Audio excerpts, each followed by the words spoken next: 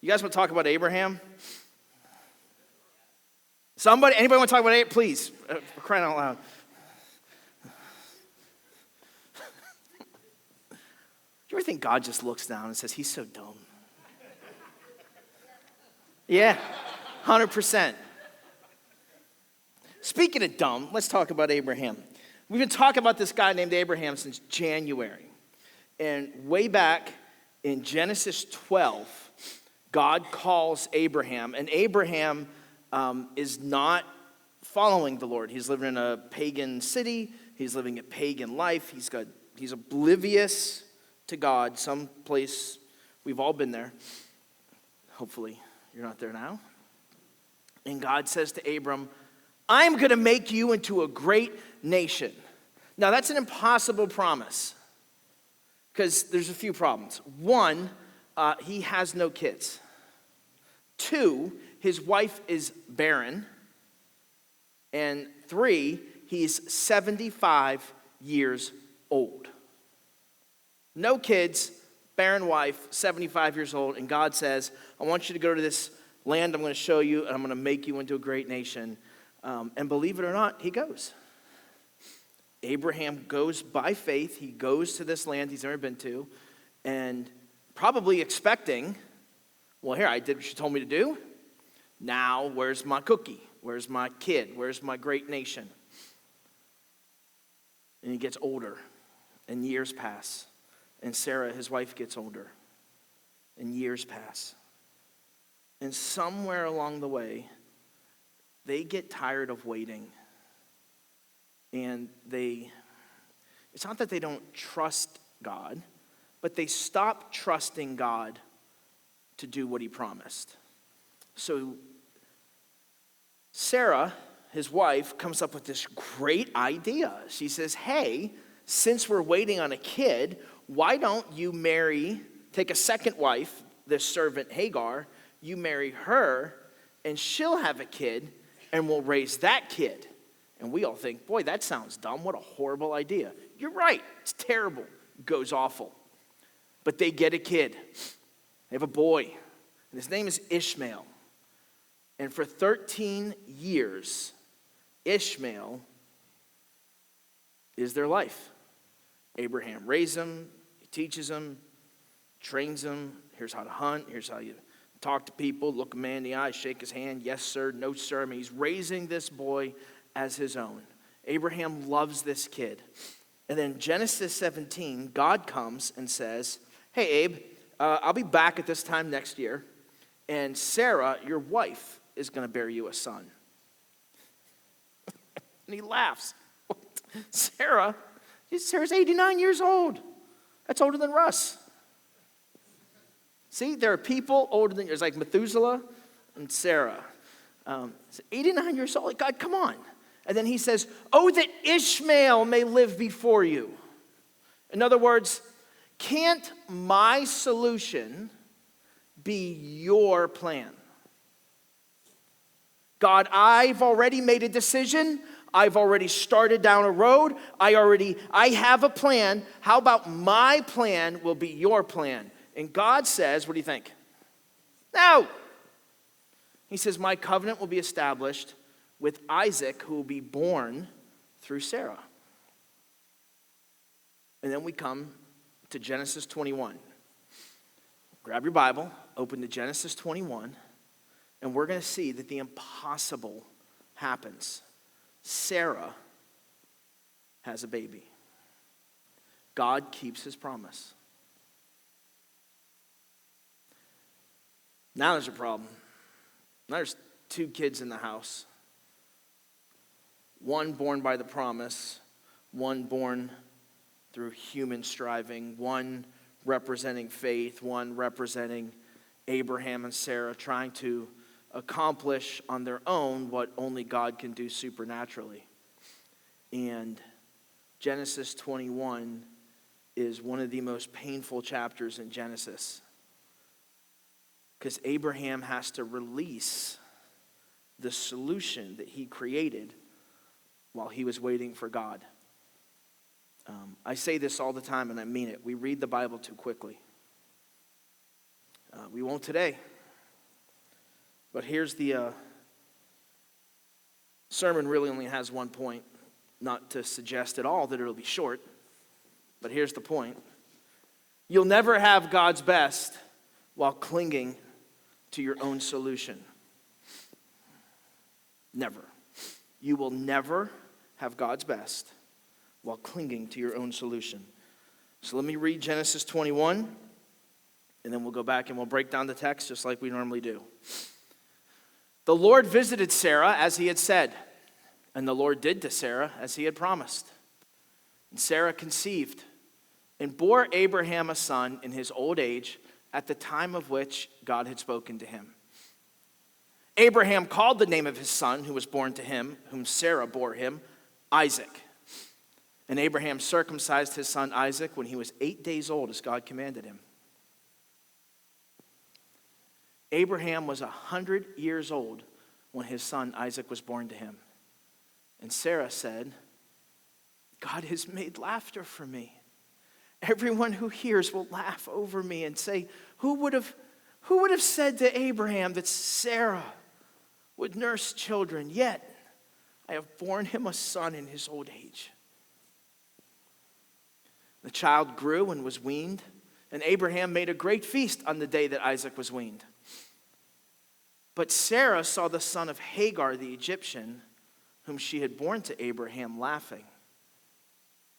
So she said to Abraham, cast out this slave woman with her son, for the son of this slave woman shall not be heir with my son Isaac. And this thing was very displeasing to Abraham on account of his son. But God said to Abraham, be not displeased because of the boy and because of your slave woman. Whatever Sarah says to you, do as she tells you. For through Isaac shall your offspring be named. And I will make a nation of the son of the slave woman also, because he is your offspring. So Abraham rose early in the morning and took bread and a skin of water and gave it to Hagar, putting it on her shoulder along with the child, and sent her away. She departed and wandered in the wilderness of Beersheba. When the water in the skin was gone, she put the child under one of the bushes. Then she went and sat down opposite him, a good way off, about the distance of a bow shot. For she said, let me not look on the death of the child. And as she sat opposite him, she lifted up her voice and wept. And God heard the voice of the boy, and the angel of God called to Hagar from heaven and said to her, what troubles you, Hagar? Fear not, for God has heard the voice of the boy where he is. Up, lift up the boy, and hold him fast with your hand, for I will make him into a great nation. Then God opened her eyes, and she saw a well of water. She went and filled the skin with water and gave the boy a drink, and God was with the boy, and he grew up. He lived in the wilderness and became an expert with the bow.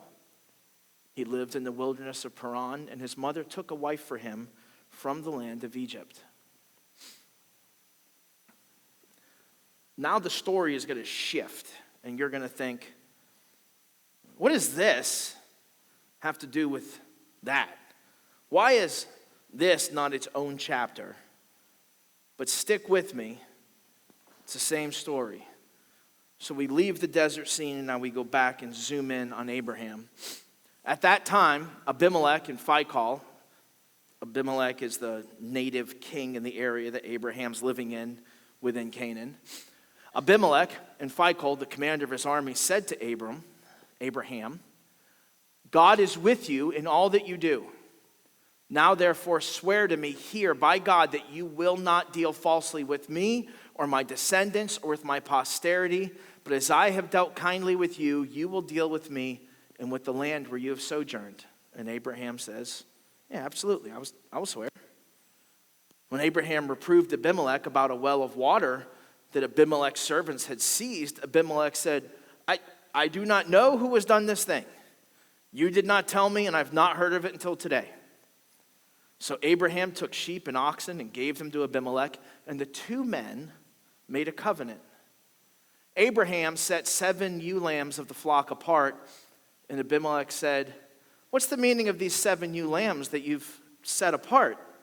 And he said, "Well, these 7 ewe lambs you'll take from my hand, that this may be a witness for me that I dug this well."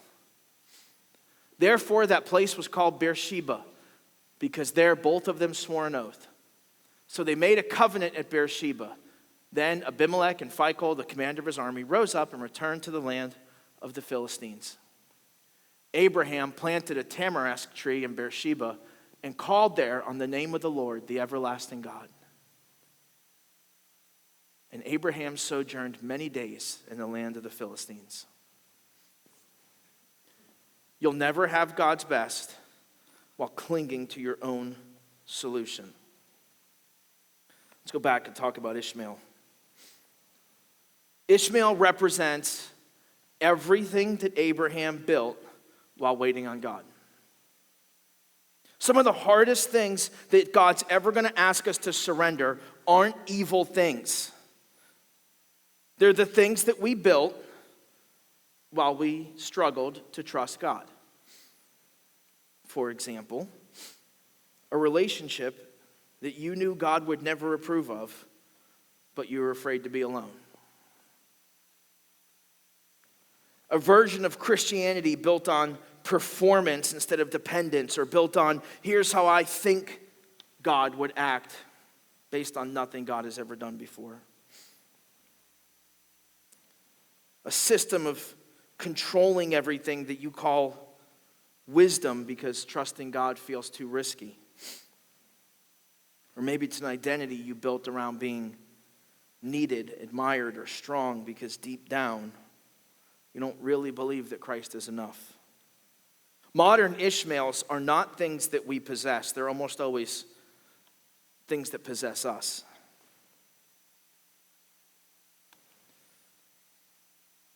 This is a tough story to get through if you go slow. So let's go slow. The Lord visits Sarah. She has her kid. And they name him Isaac, which means laughter. And it's interesting over the last 5 or 6 chapters how many times that word laughter has come up. God said Sarah's going to have a kid. And Abraham laughed. And then God told Sarah, or she overheard God say that she was going to have a kid, and she laughed. A couple weeks ago when Lot went to his sons-in-law and said, we got to get out of here because the Lord's going to destroy the city of Sodom, his sons-in-law laughed. And now they have a son named Isaac, whose name means laughter. And just like in our world, you can laugh and enjoy something, and you can laugh and be mean, or you can laugh and mock, or you can laugh out of disbelief. But that word is woven all through the oral history of this story. Abraham names his son Isaac, and he circumcises him as God has commanded him. And Abraham was 100 years old when his son Isaac was born. And Sarah is she's overjoyed. She's like, people are going to laugh over me. Good laugh or bad laugh? Good laugh. Who would have said to Abraham that Sarah would nurse a child? She is just like overjoyed. Because God keeps his promises. Does God keep his promises? Do you believe that God keeps his promises? We'll see. I think we do. But boy, it's hard to trust sometimes, isn't it? God keeps his promises. They had to wait 25 years. I don't like waiting 25 minutes. When I ask for something, I usually want it by the end of the sentence. It's easier. It's so much easier to obey God when things are going well in your life, isn't it? Sarah's 90 years old. Now, don't think 90 today. She's not Russ. She lived to be 127, so she's probably like in our world, like late 60s. If there's anyone in this room who's in their late 60s, I'm not sure they would see a baby as a blessing. Don't get me wrong, I love all my kids, but I don't want to start over, and I'm only 50. I couldn't imagine. But she wanted one. She'd been waiting. And God promised, and God keeps his promises. Not only does God keep his promises, he doesn't need our help. Wow. Does God need our help? Does God keep his promises? So we're not going to help God keep his promises. Okay, this is the last, now that we've established that, this is the last time we're going to meet together as a church. Because from now on, I know that you trust God. You trust that he keeps his promises. You're not going to get involved. You can live the rest. We can live the rest of our lives free on Sunday mornings now, right? Probably not. We're probably still going to screw up. Hopefully not in the next 15 minutes, but we'll see. We say that God keeps his promises, but man, it's hard. It's hard. It's hard. We always want to help. And God even invites us into the process sometimes, right? Like God invites us not because he needs help managing it, which, I'm more than willing to help manage. It's like when your dad would ask you to help fix the car when you were a kid. He wasn't asking for your advice. Now, the difference here is God doesn't yell at you for not holding the flashlight in the right position. God's not looking for an idea guy. He invites us into processes because he's forming us. He's forming us into something. Now, we know it's being formed into the image of Jesus. The theological term for that is sanctification. It's the process of God forming us in to what he has for us. And that's what he's doing in Abraham. He's been forming Abraham slowly, patiently, so patiently.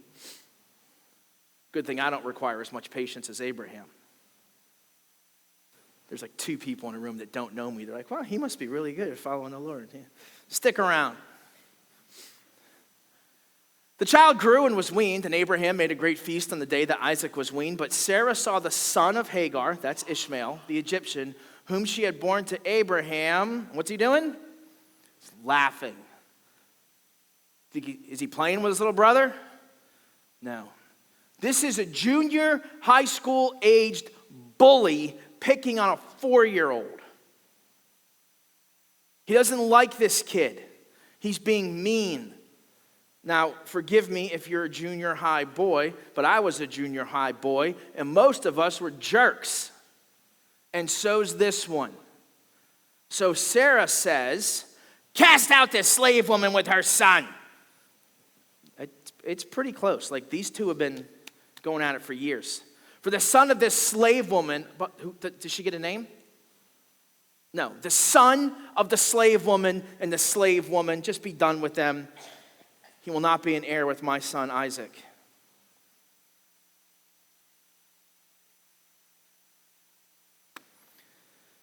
You'll never have God's best while clinging to your own solution. Well, that's easy then. You just kick the kid out.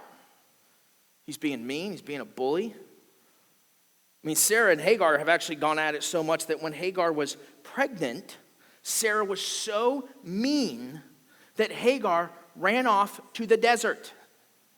Like, I just got to get away from here. And God said, Sarah, you need to go back. I'm sorry, Hagar, you need to go back. I'm going to watch over you, and I'm going to raise this kid up, and he's going to have 12 sons of his own, and he is going to be a wild donkey, and his hand will be against everyone. And you think, wild donkey? That's way back in Genesis 16. What's that all about? Well, the difference between a wild donkey and a domesticated donkey is, well, a domesticated donkey lives on a farm. So when we think donkey, we think like Shrek, right? Or we think like farm. But wild donkeys actually live in the wild, and they're very territorial. And they protect their land, and they protect their female donkeys. And if another donkey comes around, they're going at it. And they're going to fight all the time. And in Genesis 16, God said he's going to be a wild donkey of a man, and his hand will be against everyone.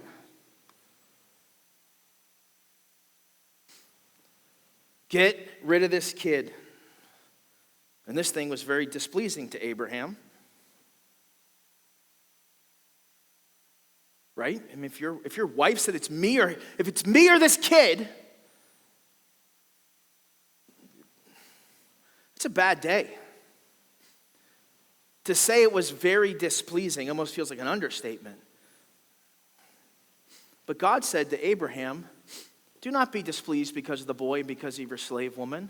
Whatever Sarah says to you, do as she tells you. We've got at least one Sarah in the room. We had, I think, 3 in the first service. If your name is Sarah, this might be a good life verse for you. Genesis 21:12b. Whatever Sarah says to you, do as she tells you.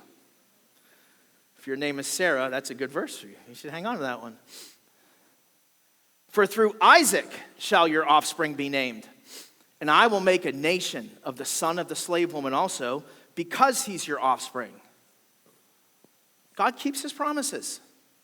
God keeps his promises. Now, if you've been reading the story of Abraham, if you started in Genesis 12 and you get to Genesis 21, and I know we've read the rest of 21, but just for the moment, when God says, send the kid out, if you know anything about Abraham, you're like, there's no way.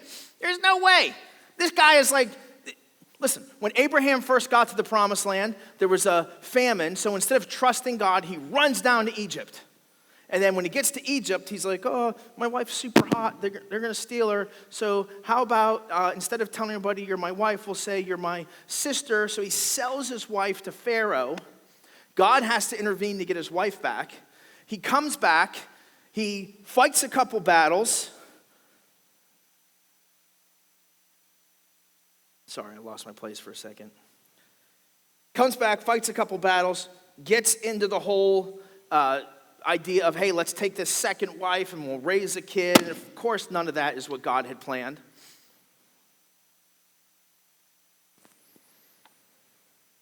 He allows Sarah to mistreat Hagar to the point where Hagar runs away and there's hostility in the house. And then he begs God. He says, oh, that Ishmael may live before you. Like, oh, God, instead of me following your plan, God, can't you follow my plan? Like listen, if you follow the story of Abraham, like with every page, you're like, why is this guy even on the team? Like, this guy should have been cut a long time ago. Like, I think I'm pretty much a screw up. Then I read the story of Abraham, and I'm like, hey, I'm not doing so bad, you know? Like, I feel pretty good right now. Yet God is patient, and God is merciful.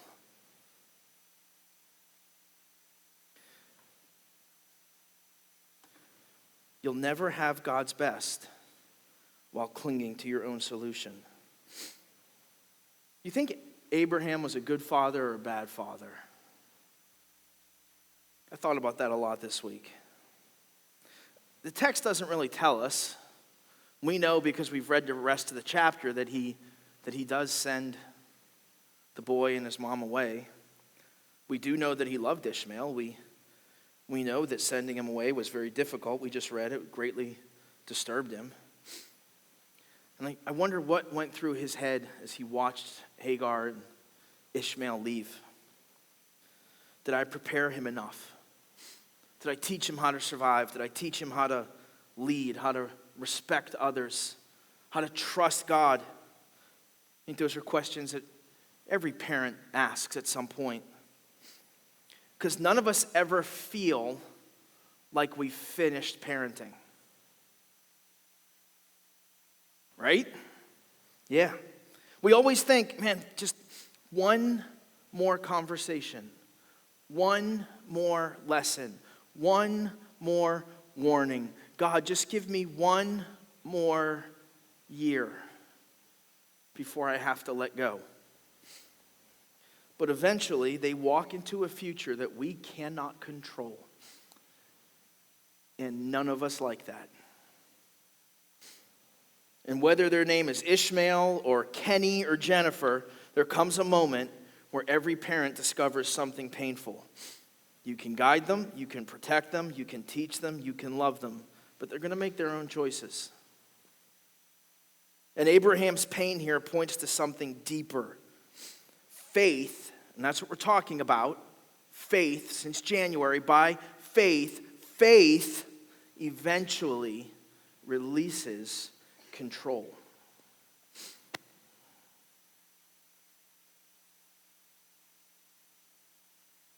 God remains faithful to Abraham despite Abraham's unfaithfulness to God. Abraham frequently runs away, does his own thing, comes up with his own plan, right? I appreciate, well, that's an understatement. I am in awe of a God who remains faithful to a man who is consistently unfaithful.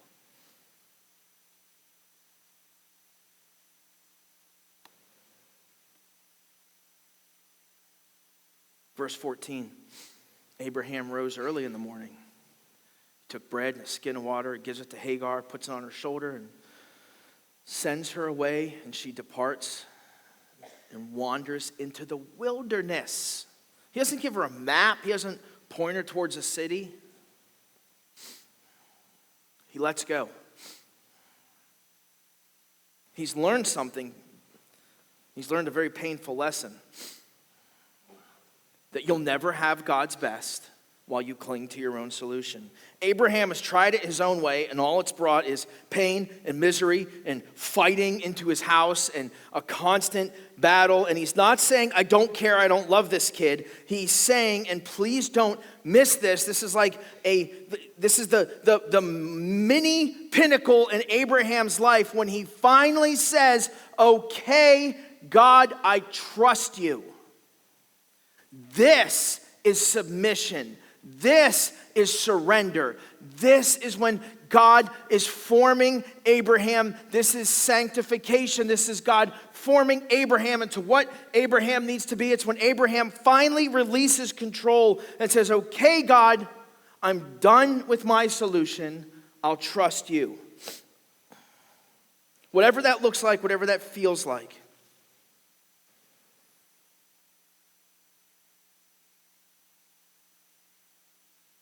Boy, this is hard.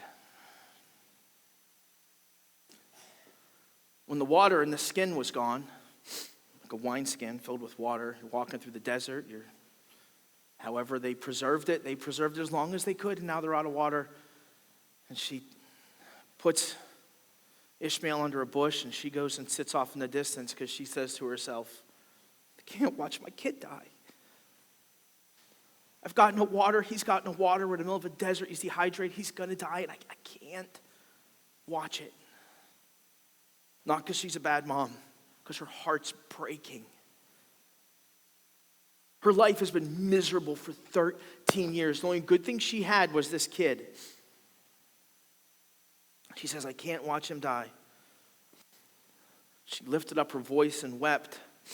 And God heard the voice of the boy. I think Abraham raised him right. Abraham taught him to call on the name of the Lord when he needs help because God hears the voice of the boy, of Ishmael.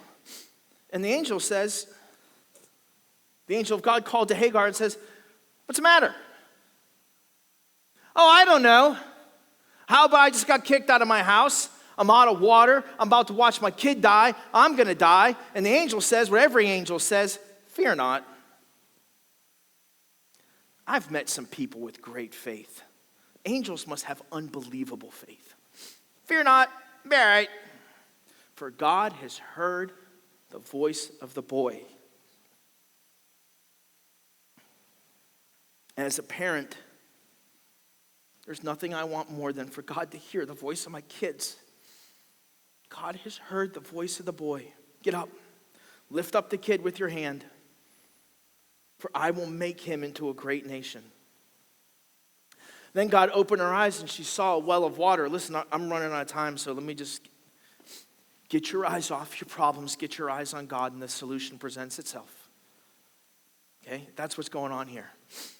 The boy grows up. He lives, becomes a great hunter. She chooses an Egyptian wife for him. Makes sense. She's from Egypt. Why? Come on, why? Because God keeps his promises, even to Ishmael, even the kid who wasn't supposed to be born, even the kid who was never supposed to be there, even this stupid idea that they had, God keeps his promise to Abraham, even to Ishmael. Abraham could not experience the peace of the promises of God while he was clinging to his own solution. Because you'll never, ever, ever, ever, ever, ever, or even ever have God's best while you're clinging to your own solution. Giving up Ishmael, giving up your own solution, it only feels like failure if you're still trusting yourself. But when you trust God, you'll give up anything he tells you to give up because you know that God's good for his promises. Then we have this weird story, right, where it cuts back to like Abimelech, and they make a treaty, and he buys a well. He's like, hey, your guys took my well. I dug a well. He's like, whoa, I didn't know. It's like, well, here, I'll buy the well off you. I'm going to fast forward through a lot of that because we already read it. In verse 33, Abraham plants a tamarisk tree in Beersheba and called there on the name of the Lord, the everlasting God. And Abraham sojourned many days in the land of the Philistines. And you think, who cares? You can read the Bible and say, who cares? Just don't stop on who cares. Like, go figure out, like God, what on earth is happening here? Well, you don't dig a well or make a treaty or plant a tree if you're not planning on staying. And for the first time in 25 years, 25 years of instability, 25 years of waiting, 25 years of fear, 25 years of manipulation and wandering and trying to force his own will, Abraham is finally at the place where he's like, all right, this is my home. I trust you. I sent Ishmael away. You told me to come here. I'm going to stay here. Trust you. I'm going to make a treaty. I'm going to dig a well. I'm going to plant a tree. I don't know how long it takes a tree to grow and produce fruit. I'm guessing more than a couple weeks. You don't do any of those things if you're not planning on staying. This is the point where Abraham says, I can't do it. My choices are too painful. Every time I get involved, every time I touch it, it gets worse and gets screwed up. See, sometimes we can't fully step into what God has for us until we release the solution that we already created. For example, we make a decision and then we ask God to bless it. Oh, that Ishmael may live before you. Well, Lord, I already have a plan. God, I know what you said. I know, I heard, I read it, but I have a plan. That's Ishmael. It's a bad idea. Sometimes we have to let go of those things, like making a selfish decision and then trying to convince ourselves that God told us to do it. It's Ishmael. Demanding control of every outcome and calling it wisdom. Choosing what feels safe instead of what requires faith. Sanctification is the process of God forming you into the person he wants you to be, into making you more into the image of Jesus. And it's a beautiful, comfortable place. It's not failure. You're not losing anything when you surrender. It's saying that I trust God to keep his promises. No more Egypt. No more she's my sister. No more backup plans. He digs a well. He makes a treaty. He plants a tree. God, I'm going to trust you. And for the first time in a long time, Abraham starts living like a man who trusts God's word.